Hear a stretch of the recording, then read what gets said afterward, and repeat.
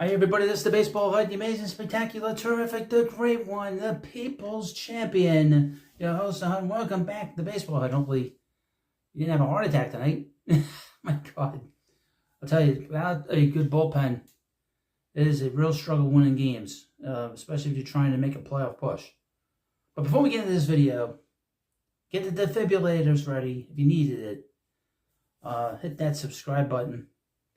This is the best Mets channel on YouTube, quite frankly, and you'll see it if you follow along long enough. But the Mets won 9-7 in this game. This was a game, was going along. They didn't score any runs until the sixth inning. They had a couple big hits, one from Mark Vientos and one from Francisco Alvarez. The kids are doing a great job. These two guys are doing an excellent job offensively, defensively.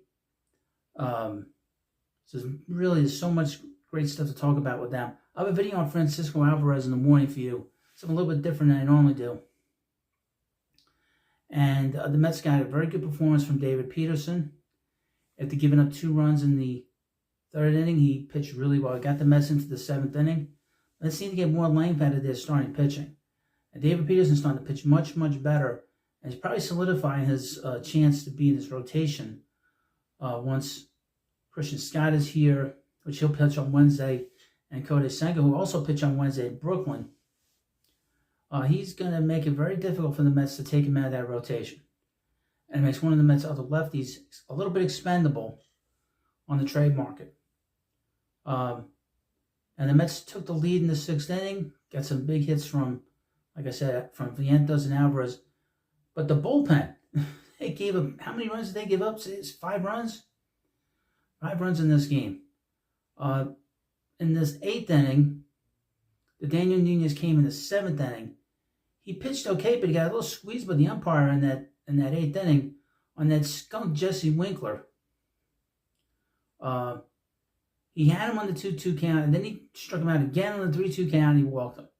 These walks kill you, but I blame this more on the umpire than I do on Nunez. But then he gave up the hit. The Nationals tied the game up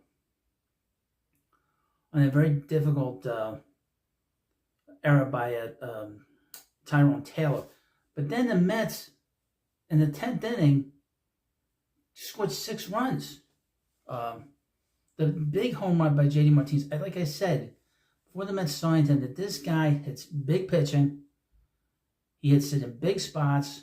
And he showed it again tonight. That was about as big of a home run as the Mets have had all year. The Mets have been struggling in extra innings, and they're on the road. He got that big home run in the dead center field. That is a professional hitter right there. The guy has not done much over the last few days. He's struggled the last few days. His bats have looked terrible, and he came up in a big spot and got a big hit. That's the value of an elite hitter and a number 3 hitter, a true 3 hitter on this team. So that is the value. Then later on in that 10th inning, Francisco Alvarez had that RBI triple. I don't know how that ball did not go out. The way it looked like it may bounce off the side of that wall and came back. I don't know how that's not a home run, especially when it's like past the outfield fence. Very strange dimension in that part of the ballpark. And then we got the big 2-run home run after that from Jose Iglesias. And everybody was going nuts about the oh my God thing. And then he, hit that big home run and put the Mets out front, 9-3 at the time. And they needed those 2 runs because those tack-on runs is what won this game.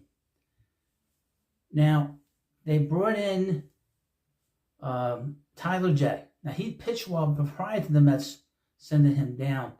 And he pitched terrible.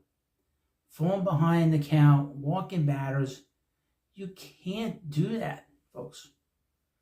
You can't do that. You can't constantly do this stuff and expect to win. It's an impossibility. It is impossible to win games like this. When you're falling behind the count, you're walking batters, the Nationals just aren't quite good enough, and they just sort of ran out of outs, in this situation. And the Mets had such a big lead, going into the bottom of the 10th. But you cannot win games like this. You can't continue to play games like this. And the Nationals are kind of, not as good as the Mets. Although the Mets were behind them for a while, Their record isn't as good as the Mets, and the Mets, I would mention, back to 500. That is so important for the Mets to be able to do that, obviously. And it was a good win tonight. But the sweating out this 10th inning, Mets need pitching help in the worst way in this bullpen. Now we know that the starting pitching has not helped in terms of the length of these games, in terms of them going extra. But they got that tonight. They got them into the 7th inning. David Peterson got them into the 7th inning. The other day, Luis Severino got them into the 8th inning. So the Mets are getting starters going deep into these games. But the bullpen is killing them. And if they didn't have this 6-run lead going into the 9th inning, to the 10th inning, they wouldn't have won this game. Thankfully, the Nationals were just not good enough, and they ran out of outs. They ran out of the game. And then they brought in Reed Garrett. Yeah. And he didn't get like anybody out for like 4 straight batters, and then he finally got the last batter out. But he was just flailing all over the place. But, you can't get the postseason with this kind of a bullpen. Now, the Mets are now 4-2. 3-2. I'll get it right. 4-2. Since Edwin Diaz has been sitting on that suspension. They have 4 more games of this. 4 more games, folks. They got the next 3 games against the Nationals in Washington. And they got the Friday night game against the Pirates with Paul Skeens going up against them. They got to get through these 4 games, and hopefully they'll have a good record at that. And like I said, they're now a 500 team again, and this offense has been really good. This offense, which was terrible in the first month and first 2 months, really has transformed. The Mets finally figured out where to put guys in this lineup. Francisco Lindor, again, is not a number 3 hitter. He's been great as a leadoff hitter.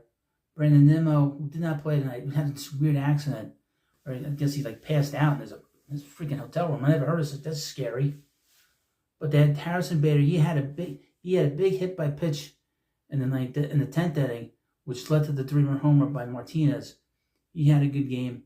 There's really not a lot not to like.